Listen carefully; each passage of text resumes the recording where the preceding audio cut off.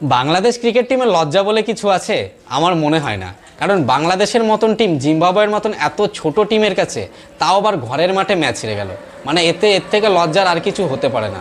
মানে বাংলাদেশ ক্রিকেট টিমের এর থেকে লজ্জাজনক আর কোনো কিছু হতে পারে না যে জিম্বাবুয়ের মতন এত ছোট টিম বাংলাদেশকে ঘরের মাঠে এসে মানে বাংলাদেশের ঘরের মাঠে এসে বাংলাদেশকে হারিয়ে দিয়ে গেল।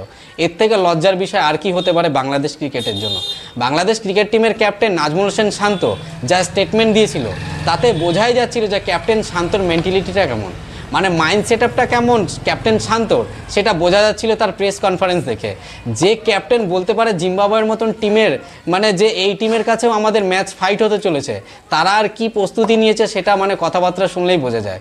বাংলাদেশ ক্রিকেট টিমের যে নাজমুল হোসেন শান্ত ক্যাপ্টেন তার মেন্টালিটিটা কেমন সেটা তার কয়েকদিন আগেকার প্রেস কনফারেন্স দেখলেই বোঝা যায়। সো যাই হোক, বাংলাদেশ ক্রিকেট টিম অতি লজ্জাজনকভাবে জিম্বাবুয়ের কাছে হেরে গেল, যেটা আমরা এক্সপেক্ট করিনি। এর আগের দিনের ম্যাচ দেখে মানে বাংলাদেশ যেভাবে ঘুরে দাঁড়ালো সেটা দেখে মনে হচ্ছিল যে বাংলাদেশ হয়তো অনায়াসে ম্যাচ জিতে যাবে। অবশ্য আমি বলেছিলামও যে বাংলাদেশ কিন্তু কামব্যাক করেছে, বাংলাদেশ এবার হয়তো ম্যাচ জিতে যাবে। বাট বাংলাদেশের সেই যে পুরনো অভ্যেস সেটাকে আর পেছনে ফেলতে পারছে না। আমি এইটাও বলেছিলাম যে বাংলাদেশ আগের দিন যদি বেশ ভালো খেলতে পারে, মানে আজকে যেরকম খেলেছে, তাহলে হয়তো বাংলাদেশ ম্যাচ জিতবে। বাট বাংলাদেশ তো পুরনো অভ্যাসটাকে আর পেছনে ছাড়তেই চাইছে না। বাংলাদেশের সেই একের পর এক আউট হওয়া সেটা আর বাংলাদেশ মনে হয় ঠিক করতে চাইছে না। সেই বাংলাদেশের পুরনো রোগ মানে পুরনো রোগে আক্রান্ত বাংলাদেশ জিম্বাবুয়ের মতন টিমের কাছেও ঘরের মাঠে একের পর এক উইকেট ক্লপস। তার কারণে বাংলাদেশ ক্রিকেট টিম একটা বড় লেভেলের স্কোর দিতে পারলো না, আর তার কারণে জিম্বাবুয়ে অনায়াসে ম্যাচ জিতে গেল। মানে জিম্বাবুয়ে 3 উইকেটে বাংলাদেশের ঘরের মাঠে পুরো ধুলিস্যাৎ করলো। মানে বাংলাদেশের ঘরের মাঠে পুরো ধুলোর মতন মিশিয়ে দিল জিম্বাবুয়ের মতন টিম। এবার কি বাংলাদেশের ক্রিকেট টিমের লজ্জা বলে কিছু আছে? আমার মনে হয় না।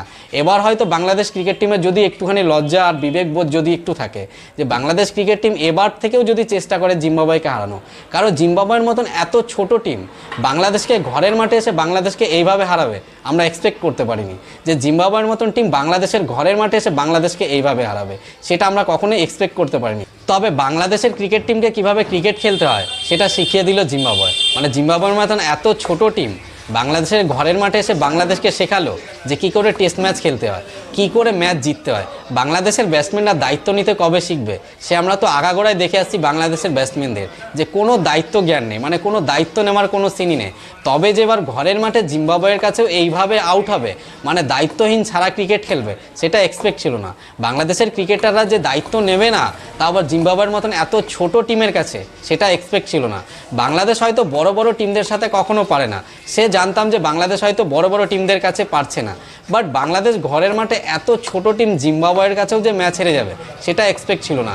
বাংলাদেশের ব্যাটসম্যানরা যে এইভাবে আউট হয়ে যাবে, বাংলাদেশ ক্রিকেট টিমকে যে এইভাবে একতরফাভাবে ম্যাচ জিতবে জিম্বাবুয়ে সেটা এক্সপেক্ট ছিল না।